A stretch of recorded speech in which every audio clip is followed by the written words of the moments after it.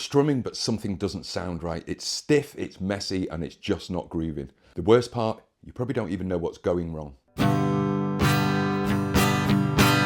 Most guitarists will struggle with strumming at some point, but today I'm going to show you the 3 biggest mistakes that are ruining your playing and how to fix them. If you find this lesson useful, be sure to hit subscribe and turn on notifications so you don't miss out on future lessons. Your strumming is way too stiff. If your wrist is locked, then you're strumming from the elbow like this.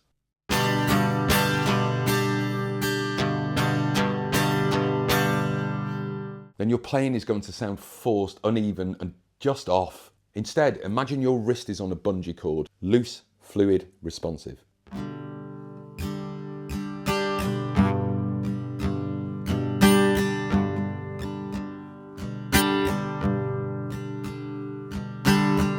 Let's try an exercise. We'll shake out our hand to make sure it's nice and relaxed. Take your pick. Now, a little note, I don't use a pick, I just use the nails as if I'm holding a pick. Rest the pick on string number 6 and very gently just push down from the wrist. Not this, just this, nice and gentle.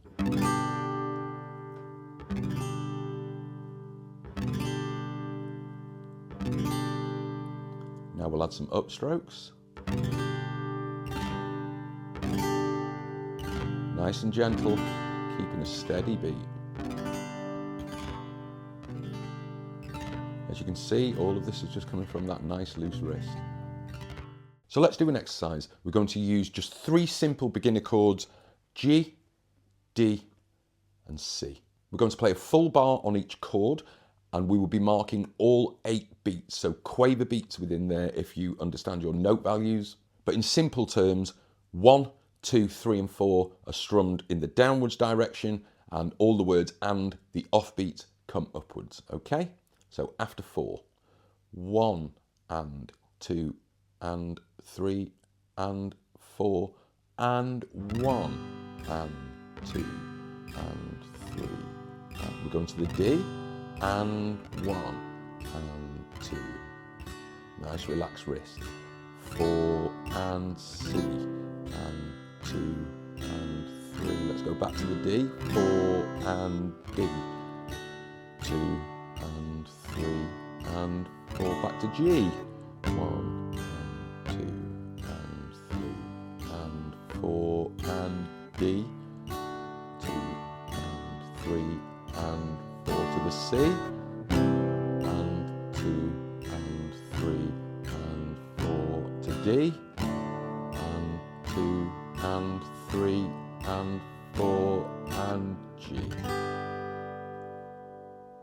Well done. Don't forget you can rewind this video and play along with me until this is feeling natural.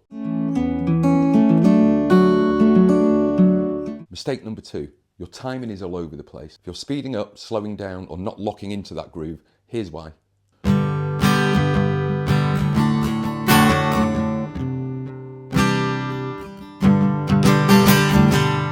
Instead of thinking about just up and down movements, you need to be thinking about subdivisions, like a drummer would. 1 and 2 and 3 and 4 and 1 and 2 and 3 and 4 and. I've put my guitar down because we're going to clap and count and tap our foot before we pick the guitar up. This teaches us how rhythms work and how to count and keep us in steady time. If you're enjoying this lesson, please click the like button and leave me a comment. Let me know how you're getting on. 1 and 2 and 3 and 4 and 1 and 2 and 3 and 4 and 1 and 2 and 3 and 4 and. Once we can tap our foot and clap in time, let's introduce a simple chord progression and a simple strumming pattern. So for this exercise, we'll stick on just one chord. We'll hold the G down, we'll strum 1, 2 and 3, 4 and we'll tap our foot on beats 1, 2, 3 and 4. Let's do that after a count of 4. 1 and 2 and 3 and 4 and 1. 2 and 3, 4 and 1. 2 and 3, 4 and 1. 2 and 3, 4 and 1. 2 and 3, 4 and 1. 2 and 3, 4 So once you can do it on one chord, you can do it on any chord. If you're already a subscriber, you'll know that I use subdivisions to teach virtually everything. So let's break it down and then build it back up. Once you have that first chord, just apply it to every chord.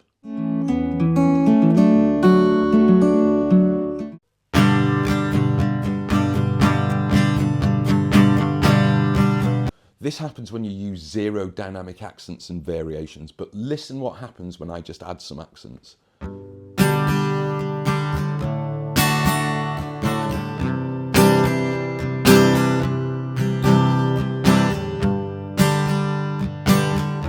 So let's try this as an exercise. Let's add a deeper strum on beats 2 and 4, like a snare would on a drum kit.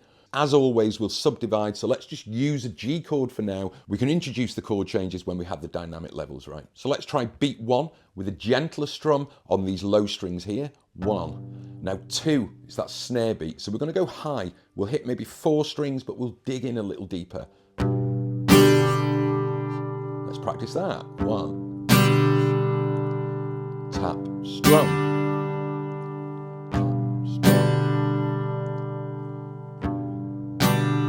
Now once we can do tap, strum, that's the 4 beats in the bar.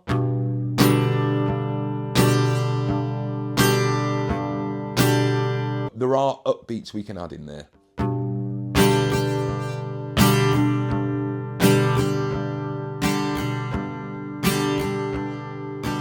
Don't forget to tap that foot. 1, 2 and 3, 4 and 1 and 3, 4 and 1.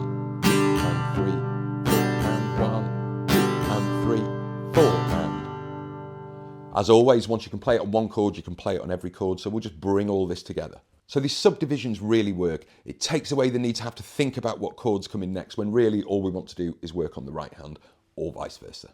Right, let's put everything together. Here's a simple chord progression with all 3 fixes. We're going to use G, D, and C.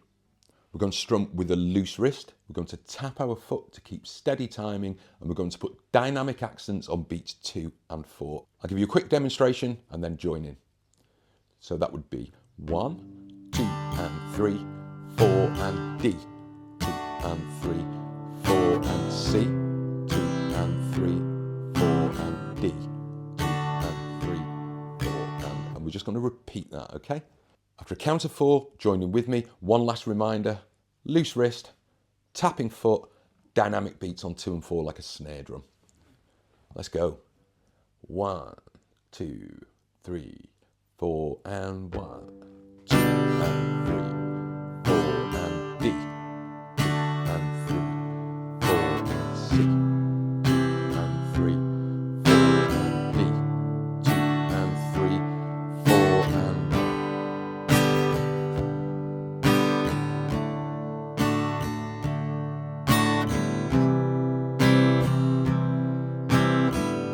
keep going.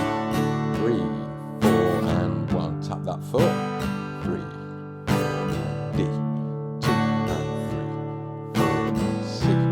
2 and 3, 4 and D. Don't forget the accents on 2, 3, 4, 2, 4, 2, 4. How's it going? Let's relax it off again. Let's not get too stiff.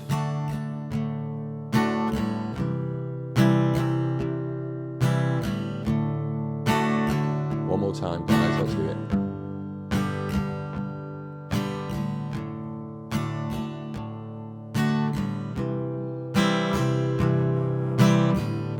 And back to the G and stop.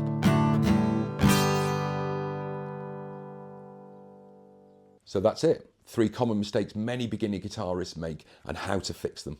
If you'd like a deeper dive into some of my lessons, I offer a 99p a month subscription service over on Facebook. All of my subscribers get early access to all of my lessons. They get exclusive lessons, behind the scenes footage, free tabs. There are so many benefits for just 99p a month. This is also price locked for life, so as long as you want to be a subscriber, that's all you will ever pay. Now, don't forget to subscribe to my YouTube channel and hit the notifications button so you never miss out on one of my lessons. Happy playing!